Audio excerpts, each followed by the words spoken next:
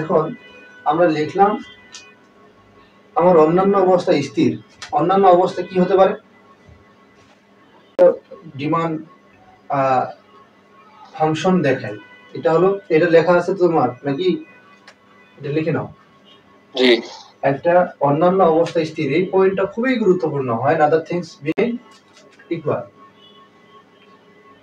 বা আচ্ছা, যখন অন্যান্য অবস্থা স্থির, একটা নির্দিষ্ট সময় থাকবে, একটা নির্দিষ্ট দাম থাকবে, এবং ডিমান্ড কার ক্ষেত্রে হয়? চাহিদাকে করবে, চাহিদা করবে একজন ব্যক্তি যে কিনবে। তাহলে একজন ক্রেতা কোনো দ্রব্যের যে পরিমাণ পেতে চায় তাকে চাহিদা বলে। এটা হলো মূল পয়েন্ট। এখানে এটা একটা বিষয় মনে রাখার, এটা একটা বিষয় মনে রাখার, আর এইটাও একটা বিষয় মনে রাখার। আচ্ছা, এবার ডিমান্ডের যে একটা ফাংশন আছে, যেটা চাহিদা অপেক্ষক নামে তোমাদের বইয়ে দেওয়া আছে, সেটা হলো কি QD is a function of কি আছে না? হ্যাঁ, এরকম একটা ফাংশন আছে তোমাদের বইয়ে, ঠিক আছে? এটা কি কিউডি, কোয়ান্টিটি ডিমান্ডেড, চাহিদার পরিমাণ। হ্যাঁ, আর এটা হলো কি প্রাইস। তাহলে এখন বিষয়টা হলো কি, প্রাইস, যে কোয়ান্টিটি ডিমান্ডেড বা চাহিদার পরিমাণ কিসের ফাংশন? প্রাইসের ফাংশন, ঠিক আছে? এইটা হলো প্রাইসের ফাংশন। মানে কি, আমার চাহিদার পরিমাণ কিসের উপর নির্ভর করবে? দামের উপর। হ্যাঁ, দাম বাড়লে চাহিদার একটা পরিবর্তন হবে, দাম কমলেও চাহিদার একটা পরিবর্তন হবে। এইটা রিপ্রেজেন্ট করতেছে এইটা, যে চাহিদার অপেক্ষক বলতে কি বোঝাচ্ছে? যে চাহিদার পরিমাণটা কার উপর নির্ভর করে? কার উপর নির্ভর করে? দামের উপর। পি থেকে হলো প্রাইস বা দাম। এখন আমরা আগে বলছি কি অন্যান্য অবস্থা কি? অন্যান্য অবস্থা অপরিবর্তিত রেখে বা স্থির। এই অন্যান্য অবস্থা কি হতে পারে? ইনকাম হতে পারে, আয়, ইনকাম, হ্যাঁ আয়। তারপর হতে পারে কি স্বাদ হলো কি টেস্ট। এটা দ্বারা হচ্ছে স্থির, মানে কি ফিক্সড, এটা নড়বে না। আমার ইনকাম 10,000 টাকা ছিল, 10,000 টাকায় থেকে যাবে। আমার রুচির পরিবর্তন হবে না। আমি চাচ্ছিলাম কি, আমি এই বছর রুটি খাবো, রুটি থেকে কি টেস্ট পরিবর্তন বা রুচি পরিবর্তন হয়ে যায়। আমি যদি ভাবি যে আমি এবার এই বছর সারা বছর শুধু ভাতেই খাবো বা বিরিয়ানি খাবো, তাহলে আমার রুচির কিন্তু পরিবর্তন হয়ে গেল। আমি কোথা থেকে কোথায় শিফট করলাম? আমি রুটি থেকে টেস্ট পরিবর্তন করে আমি ভাতের দিকে শিফট করলাম। তারপরে কি আছে? টাইম আছে, সময় আছে, এছাড়াও অনেক কিছু আছে। এই যে বিষয়গুলা, এইগুলা যদি পরিবর্তন হয়, দাম পরিবর্তিত না হলেও চাহিদার পরিমাণ পরিবর্তিত হতে পারে, ঠিক আছে? এটা দ্বারা কি বোঝাচ্ছে? এর আগে কি বোঝাচ্ছিল? যে দাম, এই যে দামের উপর নির্ভর করতো কে? চাহিদার পরিমাণ। চাহিদার পরিমাণ যখন বাড়তো বা কমতো, যখন এই দাম কমতো বা বাড়তো, তখন আমরা ধরে নিয়েছি অন্যান্য অবস্থা কিন্তু আমাদের স্থির। এই অন্যান্য অবস্থাগুলো স্থির মানে কি, এখানে অন্যান্য অবস্থা রয়েছে কি, আমার ইনকাম, টেস্ট, তারপরে হলো টাইম, তারপরে হলো কি পরিবর্তক দ্রব্যের দাম, পরিপূরক দ্রব্যের দাম, হ্যাঁ, অভ্যাস, হ্যাঁ, এই সমস্ত বিষয়গুলো আমার কিন্তু স্থির ছিল। এখন আমরা ধরলাম কি স্থির যদি না থাকতো তাহলে আমাদের কি হতো? এই আমার ইনকাম বাড়ে গেল, দাম কোনো পরিবর্তন হলো না। আমরা জানি কি, এর আগে জানতাম অন্যান্য অবস্থা স্থির থাকলে দাম পরিবর্তন হলে চাহিদার পরিমাণের পরিবর্তন হতো। এখন যদি আমাদের ইনকামের পরিবর্তন হয়, দামের যদি পরিবর্তন না হয়, তাহলে কি হবে? চাহিদা বাড়ে যাবে না? আমার আগে ছিল 10,000 টাকা ইনকাম, এখন যদি 20,000 টাকা ইনকাম হয়, আমি আগে খাইতাম 1 কেজি গরুর গোশত সপ্তাহে, এখন কয় কেজি খাবো? 2 কেজি 4 কেজি খাইতে পারি না? জি, এইটাই হলো বিষয়, যে আমার দাম 500 টাকা, গরুর গোশতের কেজি ছিল 500 টাকা। এখন যদি আমার ইনকাম 10,000 থেকে 20,000 টাকা হয়, আমি 500 টাকা কেজি থাকা সত্ত্বেও কি করব? আমি 10 কেজি বা 5 কেজি 10 কেজি খাইতে পারি, 5 কেজি খাইতে পারি মাসে। এখন যদি আমার ইনকাম 10,000 টাকাই থাকতো, তখন আমি কি করতাম? দাম যখন স্থির থাকতো তখন আমি 1 কেজি কিনতাম, দাম যদি কমে যেত আমি 1.5 কেজি কিনতাম, দাম যদি বাড়তো তাহলে আমি হাফ কেজি কিনতাম। মানে দামের উপর সবটাই নির্ভর করতো, এই দামের উপর। এই দাম মানে হলো আমি গরুর গোশতের সঙ্গে তুলনা করতেছি না, এই গরুর গোশতের নিজস্ব দাম।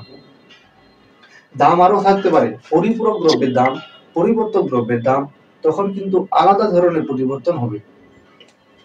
আচ্ছা, এটা গেল কি? চাহিদা অপেক্ষক। এরপরে কি আছে? এরপরে আছে আমাদের চাহিদার যে সমস্ত ইকুয়েশন আছে, চাহিদার ইকুয়েশনের মধ্যে কমন যে ইকুয়েশনটা আছে সেটা হলো কি? Q D equal A minus BP. হ্যাঁ, কি কি হবে? Q D equal to A minus BP. BP. আচ্ছা, এখানে বিষয় হলো কি? এই বিটা হলো কি? এটা চাহিদা কিসের? ধরে নিলাম কোন একটা পণ্যের চাহিদা, ধরে নিলাম আমাদের এখানে বর্তমান পাঞ্জাবির চাহিদা, ধরে নিলাম পাঞ্জাবি। আমাদের পণ্যটার নাম কি? পাঞ্জাবি। পাঞ্জাবি। তাহলে এই কিউডি হলো পাঞ্জাবির পরিমাণ, আর কিউ এই যে পি হলো এটা কি? পাঞ্জাবির দাম। আর এটা হলো চাহিদা রেখার ঢাল, ঢাল ঢাল বা স্লোপ। আর এটা হলো আমাদের ছেদক। হ্যাঁ, ধ্রুবক। ছেদক বা ধ্রুবক। হ্যাঁ, এখন বিষয়টা হলো কি? আমরা দেখতে যাচ্ছি এইখানে এই ইকুয়েশনটা কি দেখায়?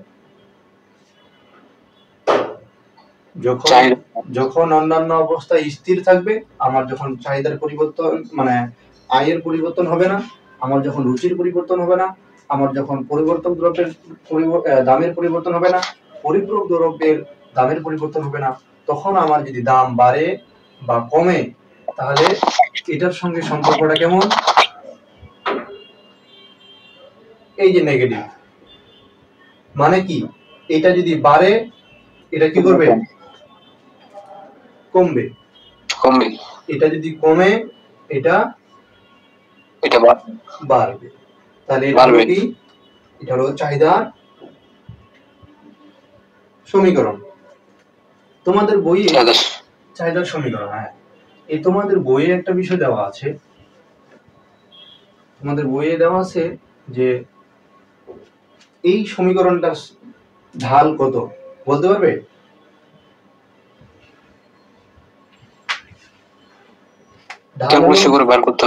Minus B. আমরা এখান থেকেই বলে দিতে পারি এটার মানে ঢাল হলো মাইনাস বি। আচ্ছা, তাহলে আমরা যদি একটা এইরকম ভাবে সংখ্যা দিয়ে লিখি, Q D equal 10 minus 2p, তাহলে এই সমীকরণটার ঢাল কত? -2। আচ্ছা, -2 মানে কি? -2 মানে কি বুঝো?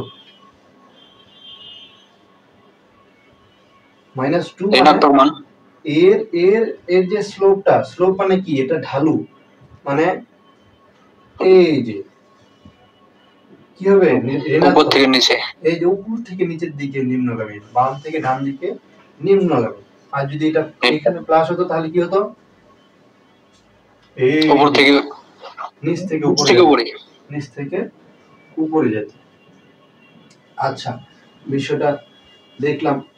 এবার আমরা দেখব যে চাহিদার সমীকরণ কিভাবে আমরা তৈরি করব। দেওয়া আছে একটা গ্রাফ, সূচি, একটা গ্রাফ দেওয়া আছে, গ্রাফ।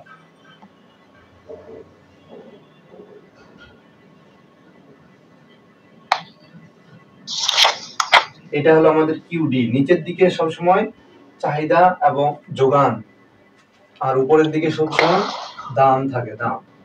এটা শূন্য, প্রাইস, মূল পয়েন্ট 0।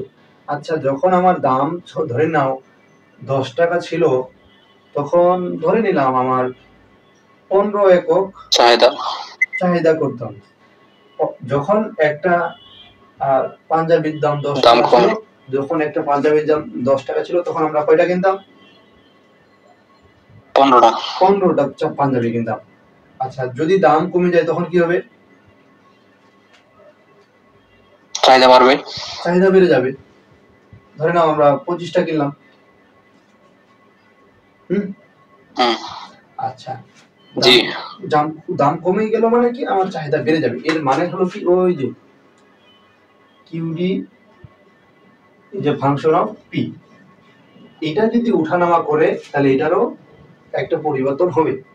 আর আরেকটা হলো কি, এটা হলো অপেক্ষক ফাংশন, আর এটা হলো কি এ মাইনাস বিপি। এটা কি দেখাচ্ছে? এর স্লোপ, মানে কি এটা যদি বাড়ে এটা কমবে, এটা যখন কমবে এটা তখন বাড়বে। মানে কি, এই যে কমে গেল তাহলে এটা কি করলো? এই যে বেড়ে গেল। আচ্ছা, এখন এখান থেকে আমার প্রশ্ন হলো এরকম, চাহিদার, আচ্ছা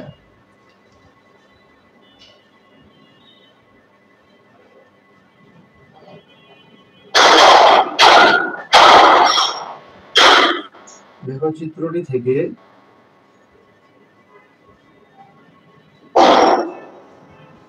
চাহিদার সমীকরণ নির্ণয় করো।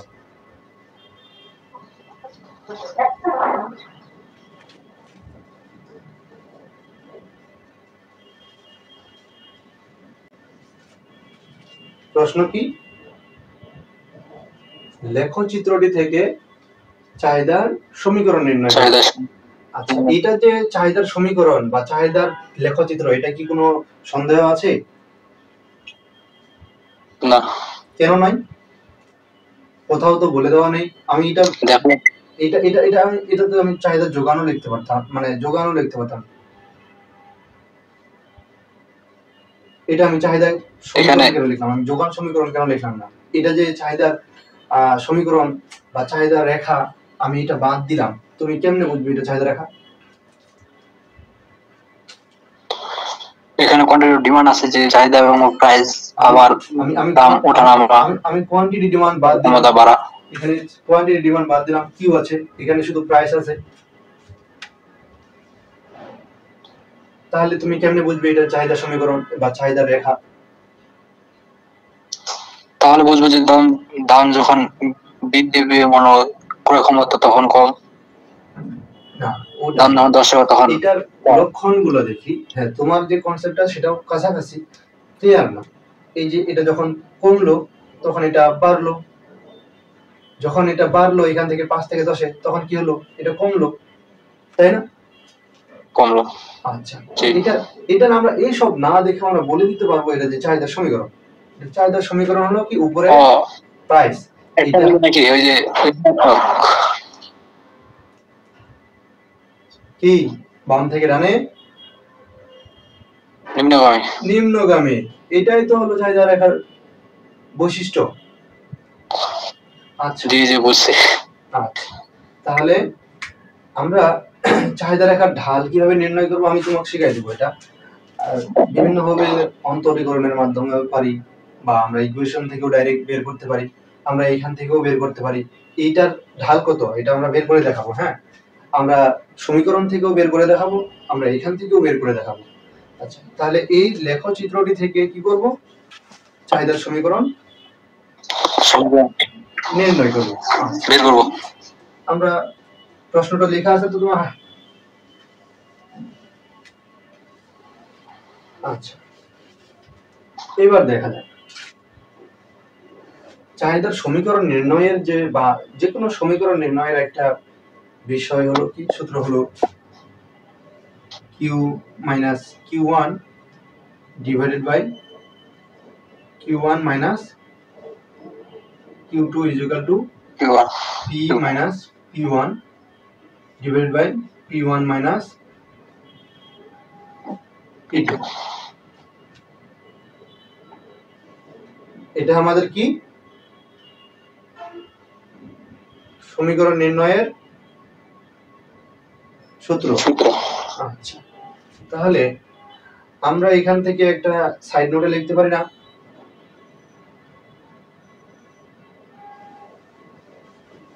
এই সূত্র তো মনে আছে, তাই না?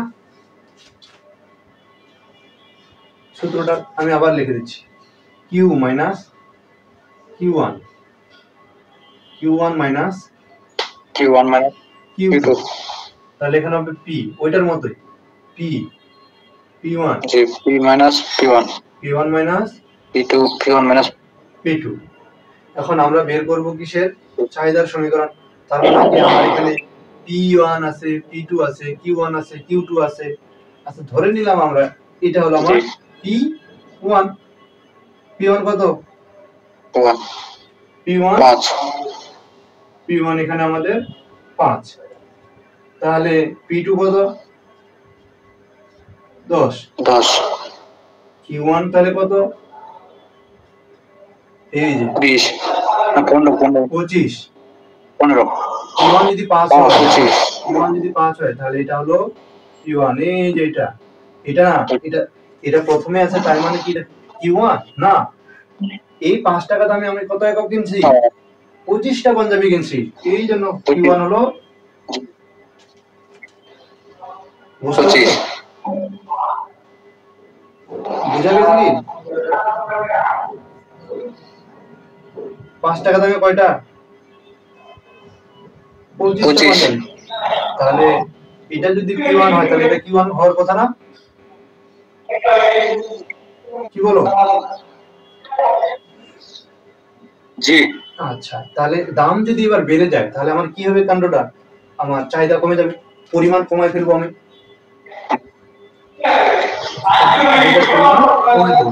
তাহলে 5 থেকে 10-এ গেলাম, তাহলে P2 10। তাহলে Q2 কত? এটা যদি Q1 হয়, তাহলে এটা কত? Q2। এই যে এটা যদি P1 P2 হয়, তাহলে এটা Q2 হলো আমার। জি। তাহলে আমরা এবার সূত্রে ওইগুলা বসাই দিতে পারি না, মানগুলা? জি। এই Q এর মান কি আমরা পাইছি? এখানে কোথাও Q এর মান আছে? এই Q এর মান নাই। ওই জন্য Qটা কি হবে? থেকে যাবে। Q1 এর মান পাওয়া আছে? থেকে যাবে। জি। 25 25 মাইনাস 15। Q1 কত? 15 Q2 হলো 15। P এর মান আমরা তেমনটাই জানি না, P কোথাও নেই। P1 আছে, P2 আছে, বাট P নেই। P থেকে যাবে। P1 কত? 5। P2 কত? 5 মাইনাস 10। হ্যাঁ, ঠিক আছে না? জি। তাহলে এ পর্যন্ত তোমার লিখে রাখি। এখানে একটা ক্যালকুলেশন হয়, Q মাইনাস 25 আর এইখানে হলো 10। একই সাথে 10 থেকে 15 গেলে 10। P5 ভাগ কত? -5। এই তো -5। তাহলে এই আর গুণ যায় না? 10 পাচ্ছে। আচ্ছা, এই 25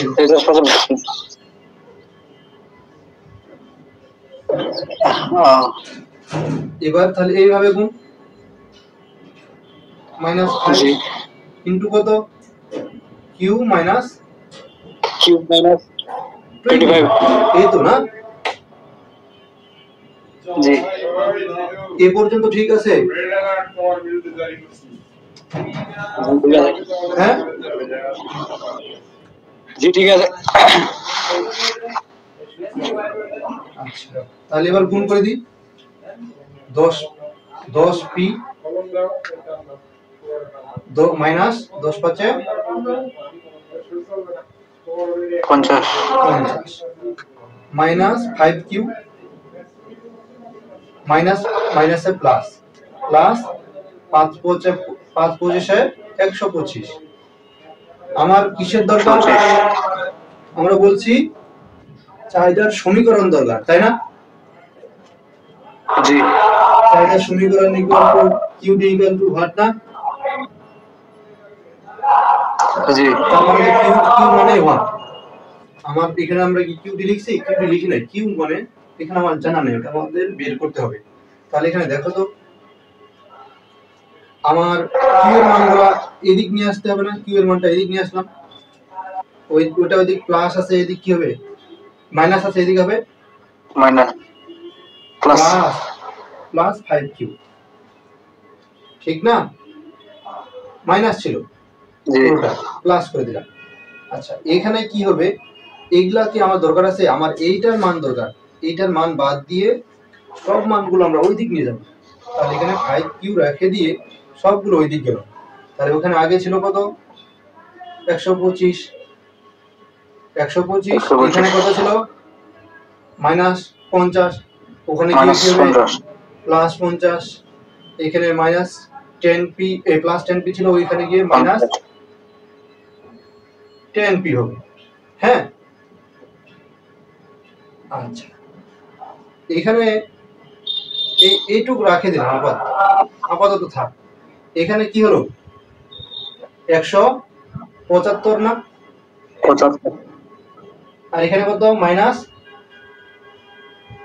-10p। আচ্ছা, এখন এখানে আবার আরেকটা বিষয় আছে। আমার এই 5টা কি আমার রাখা দরকার আছে এখানে? আমার তো দরকার কিউ এর মান। তাই আমরা এখানে জি। এটা কি আছে? গুণ আছে না?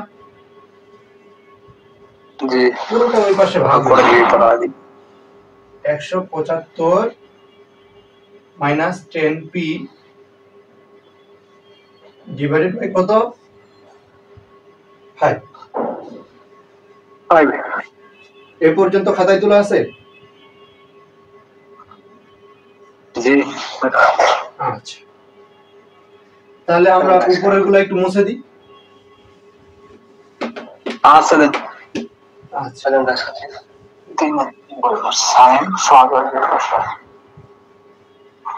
তাহলে দেখো এখানে 175 কে আমরা কিভাবে লিখবো? এখানে আবার দেখো, এটাকে আমরা ভাঙ্গা লিখতে পারি না? একবার 5 এর সঙ্গে 5টা 175 এর সঙ্গে ভাগ আছে, একবার 10p এর সঙ্গে ভাগ আছে, আছে? জি তাহলে আমরা জি। এভাবে লিখতে পারি q ইকুয়াল টু 175 ভাগ 5 বিয়োগ 10p ভাগ 5। তাহলে এখানে ওই যে কত আসে? 75 ভাগ 5, এখানে আছে 35 বিয়োগ 5 2 10 p। তাহলে এটা আমার কি কি চাহিদার সমীকরণ বের হলো। আচ্ছা, চাহিদার সমীকরণ যখন আমরা বের করতে পারলাম, তাহলে এবার দেখো তো আমরা এটা ঠিক বের করলাম নাকি ভুল বের করলাম? চাহিদা সূচি না, চাহিদা সূচি ওগুলা আজে বাজে জিনিস আমরা আপাতত যাচ্ছি না, ওগুলো নরমাল বিষয়। একটু ডিপলি চিন্তা ভাবনা করো। আচ্ছা, এখান থেকে তো আমরা চাহিদার সমীকরণটা বের করে ফেললাম।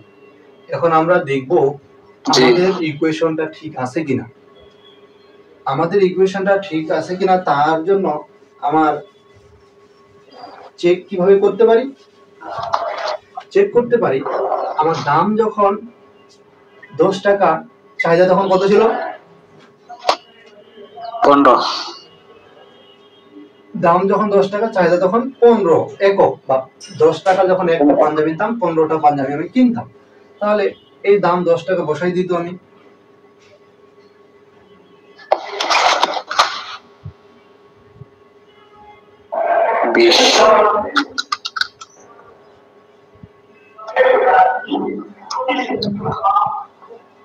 তার মানে কি আমরা ঠিক আছি?